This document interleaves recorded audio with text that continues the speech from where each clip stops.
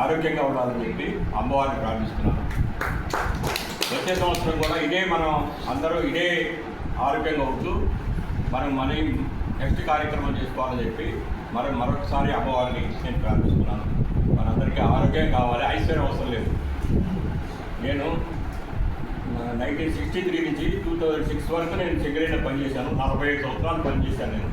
అంటే చిన్నతనం అవసరం 17 సంవత్సరాలు కూడా రాకుండానే నాకు ఉద్యోగం ఇచ్చారు. 17 సంవత్సరాలు రాకుండానే ఉద్యోగం వచ్చాను. ఎన్నో హార్ట్పోర్ట్ అనుభవించాను, ఎన్నో పదవులు చేశాను, రిటైర్ అయినాను.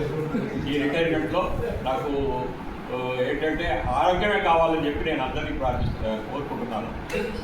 ఐశ్వర్యం అవసరం లేదు మనకు. నేను నాకు బాలవంతుల నవభారత్లో నాకు సెక్యూరిటీ ఆఫీసర్గా నాకు వాళ్ళు ఆఫర్ ఇచ్చారు.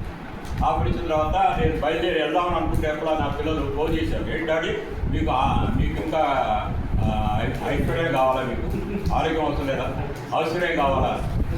వాళ్ళ మాట మీద నేను పోవటం మానేశాను. కాబట్టి మనందరికీ ఏంటంటే మనకు ఐశ్వర్యం ముందు కాదు, ఆరోగ్యం ముఖ్యం. ఆరోగ్యంగా ఉండాలి. అది కాకుండా కూడా నేను ఒకసారి 1969 70లో నేను ఆర్మూలో పనిచేసినప్పుడు నా కొలీగ్ ఒకటి ఉండేవాడు, కనకయ్య, గుర్రం కనకయ్యని రావరంలో మన